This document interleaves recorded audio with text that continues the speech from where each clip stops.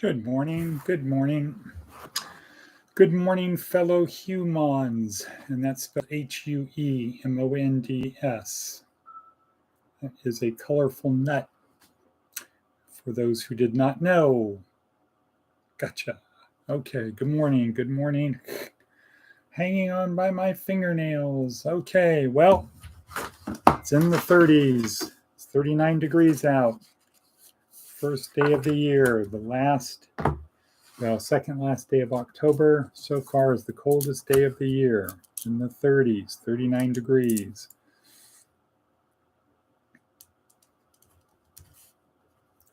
And the high today is going to be 68. So wear your warm weather gear, people. Warm weather gear. So here we are at Department of Career Services, where our goal is to help you get from where you are to someplace better.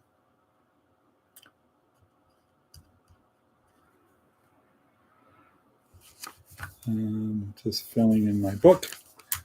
Got a little bit of those facts down. Get rid of the keyboard. Here we are. Okay, so what are we here for? Our goal is to help you get from where you are to someplace better. And the key words, the punctuation is help you get from where you are to someplace better. From point A to point B. From someday Isle to Successlandia. That's it. No big deal.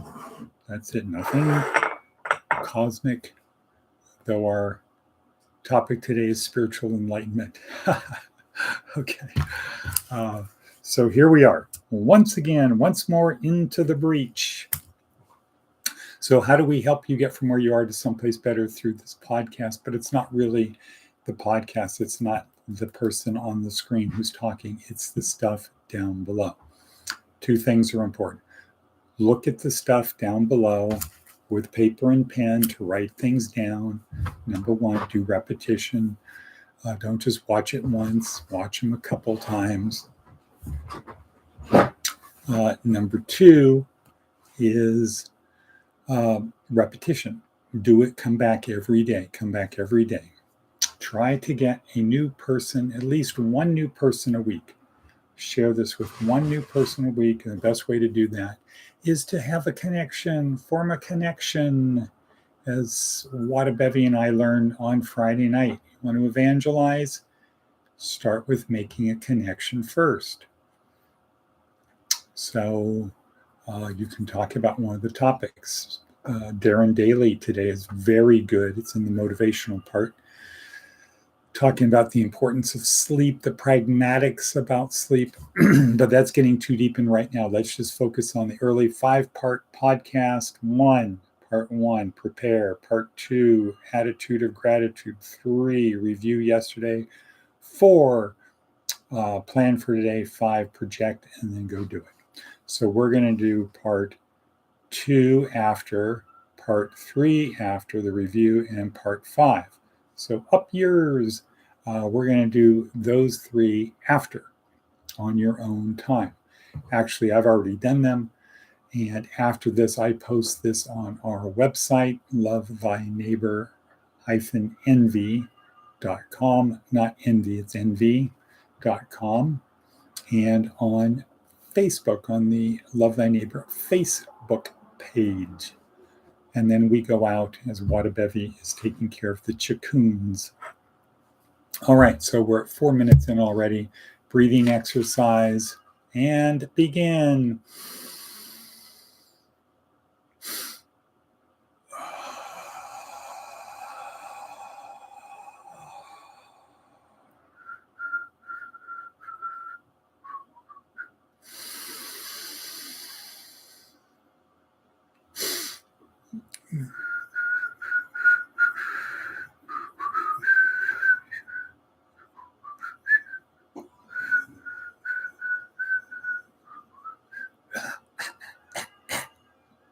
Okay, good. Part 1 down. Part 2, attitude of gratitude. Write in your book, I'm so happy and grateful now that. Boom. I'm so happy and grateful now that. turn it into a question to activate our brain, which is designed to solve problems. What am I so happy and grateful for right now? And then turn our thoughts inward. Close your eyes, turn your thoughts inward. See, hear, feel the things that you're grateful about. Release the neurotransmitters, release the serotonin, release the oxytocin, etc. Okay, next, part 3, review the day. So after the podcast is over, ask yourself a few questions. How do I feel about yesterday? What were the high points? Where did I exceed expectations? Where did I miss the mark? What did I learn from yesterday that I can implement today so I don't make the same mistakes over? I learn from them. I do better. I adopt the Nolan Bushnell maxim of we're never going to be as crappy as we are today. Adopt that. Next, planning for today. We're going to skip over that temporarily, go to projection. Projection is when the podcast is over. The last thing to do is think through your day, fast motion, where you want to go, what you need to do, order, program them into your RAS, project the day, go do it. See your future, Danny. See your future, be your future. So bring myself a little bit of coffee. This is Starbucks coffee from Pastor Ruben Bajo, who I have to acknowledge did a great job yesterday, both at Joy Divine Church and then in the evening at Reset.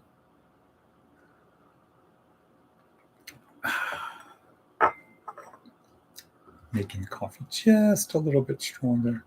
How a little bit less water. Who would have thunk you could make your coffee stronger by adding less water as opposed to more coffee? Interesting. Okay. Let's see, what were some of the highlights from today? Signed out for some reason. Next.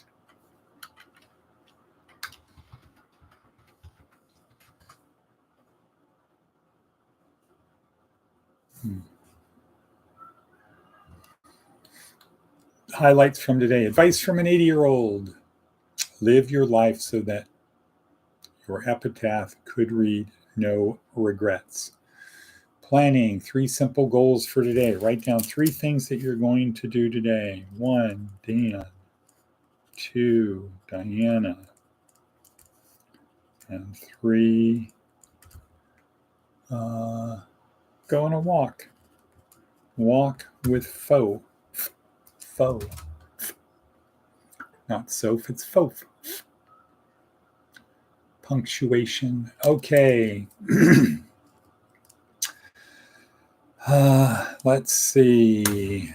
Things of importance for today. Spiritual enlightenment. What if, as Alan Watts said, Jesus was a man who had spiritual enlightenment like so many other men before and after. And Alan Watts points out a couple key things. Number 1, in around the year in the hundreds AD, or the first 100 years AD, the first century AD, the Jews canonized the Old Testament. They stopped accepting anything new, no new prophets. So they stopped looking. 2, Christianity was formed. As Alan Watts said, Jesus was put on a pedestal. So anybody who was like Jesus, spiritually enlightened, was possibly burned at the stake, tortured, killed like Jesus, but their writings were not accepted because Jesus is God. But what if Alan Watts is right? Now, segue footnote, remember this podcast is not for believers. So anybody who's a believer is going to get, those are fighting words. Those are fighting words. How could you say that? Blasphemer. Well, again, guys, this is not designed for you. This is designed for the non-believer, the person who says, I just don't get it. You Christian people don't make sense. You can't agree on the Bible. You can't agree on what it means. You're always bickering, debating about how many angels can dance on the head of the pin. Somebody says this, you got to correct them. It really can't be that hard. And everybody can't be right. And we have a Clarke's fourth law problem, that for every expert, there's an equal and opposite expert. So the non-believers, this is for the non-believers. So what if you start with Jesus is just spiritually enlightened, person like so many others? What if we start there? Okay, for the believers, the key word is start. Okay, what if we start there? After all, perhaps one reason the Shroud of Turin is not as a matter of science or a matter of faith, it's not a relic for the Catholic Church, is because the blood stains contain Y chromosome, meaning they came from a man, a father. And Jesus was not that way, right? He was, imbued by the Holy Spirit, something like that into Mary. So he shouldn't have had a Y chromosome. Oops. Well, so maybe that's why the Shroud of Turin is not promoted by the Catholic Church, because the critics would say, well, wait a second. If you accept this part is true, well, how do you deal with the bloodstains? That it's definitely from a man, not a non-man. Okay, spiritual enlightenment. What if Jesus wasn't a spiritually enlightened person? Would that diminish anything he said? Is it the fact that Jesus is the Son of God that makes his work special, or is it the resurrection? Because couldn't a spiritually enlightened person become resurrected? Yes. Why not? You don't have to be God to be resurrected, right? Theoretically, you don't have to be God to be resurrected.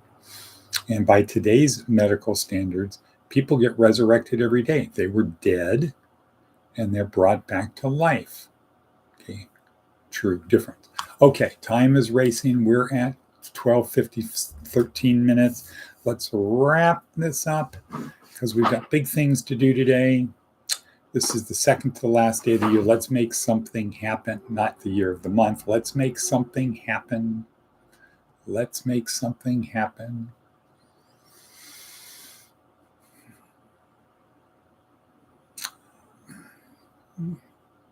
How? Well, here's a simple way.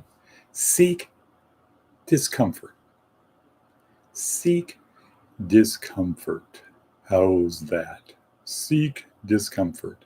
We didn't watch the BBC Maestro course yesterday. Oops, we were too busy working on our computers.